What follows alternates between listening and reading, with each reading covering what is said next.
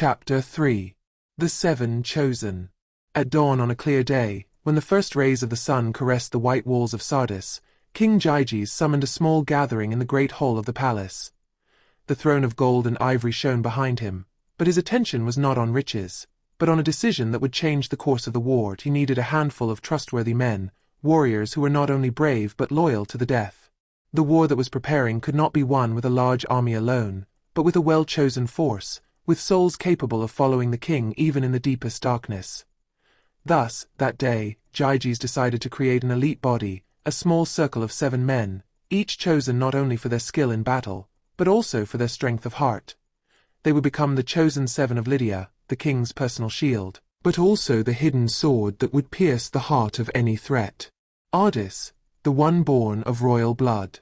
The first of them was Ardis, a young prince from a secondary branch of the Lydian dynasty. Raised in the shadow of the throne, Ardis had never been destined to rule, but his blood connected him to Gyges. He had a stern face, emerald green eyes, and a proud stature. He was a master of the sword, but what made him invaluable was his deep knowledge of the laws and customs of his people. Ardis represented the voice of tradition, and Gyges knew that his presence in this elite body would give confidence to the soldiers.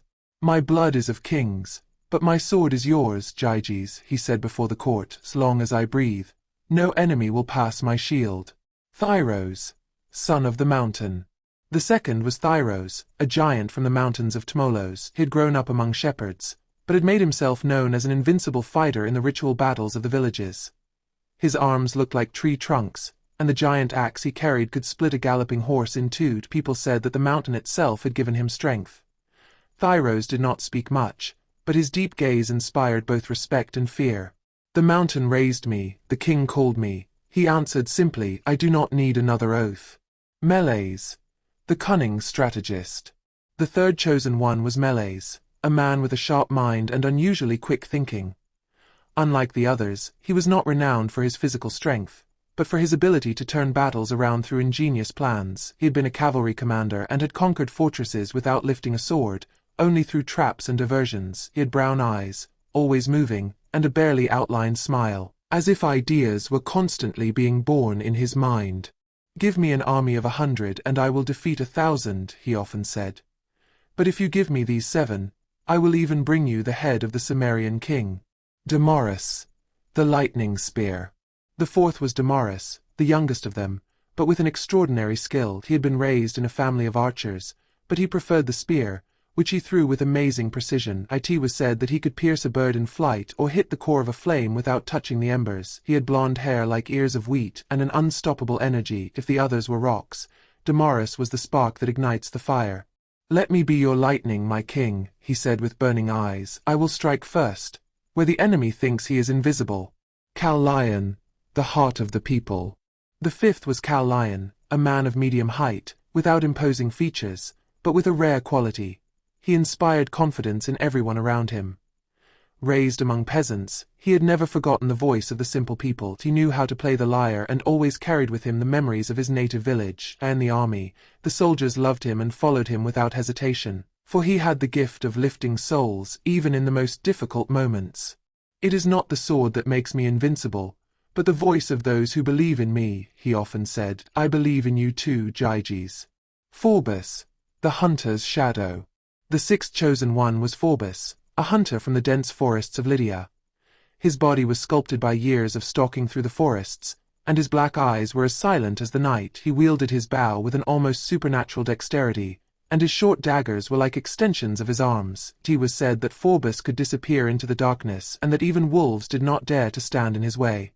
"I have hunted beasts and been silent with the forest," he said before the king. "But for you, Gyges, I will hunt men." 𝕬𝖓𝖉𝖗𝖉, the wise one. The last of the 7 was 𝕬𝖓𝖉𝖗𝖉, a man in his 40s, with grey hair and eyes of disturbing silence. He had once been a priest of Apollo, but had chosen the sword over incantations. Although he was no longer, he wore the sacred vestments. His voice held a divine authority. He was the one who balanced the ardor of the others, bringing peace between their spirits. For Gyges, 𝕬𝖓𝖉𝖗𝖉 was not only a fighter, but also a conscience, an advisor in moments of doubt. "I serve the gods, now I serve the king. But do not forget, Gyges, that no man is above divine judgment. he told him in a gentle but firm voice. The oath of the seven. The seven gathered in the great hall of the palace, before the throne. Gyges looked at each one individually. The royal blood, the giant, the strategist, the spearman, the folk singer, the hunter and the fallen priest. They were as different as night and day, but together they formed a circle of power and balance, and in the middle of the room burned a great flame, the symbol of Lydia. Each of the seven placed his hand on his chest and uttered the oath. By life and by death, by blood and by glory, we will be the shield and sword of King Gyges. The king stood up and, for a moment, rested his palm on the fire, as if he had bound their oath by his own will. And I swear, he said, that I will never forget that I am not just a man, but the one who carries the destiny of a people. Together, we will overturn the clouds of war and show the world that Lydia does not fall. From then on, the seven chosen were no longer just fighters, but the shadow of the king. They followed him everywhere, trained day and night and watched over him like gods of war.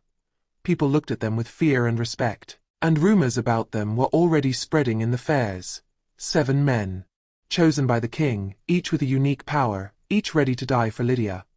But what they did not yet know was that this war would test them not only in battle, but also in their souls.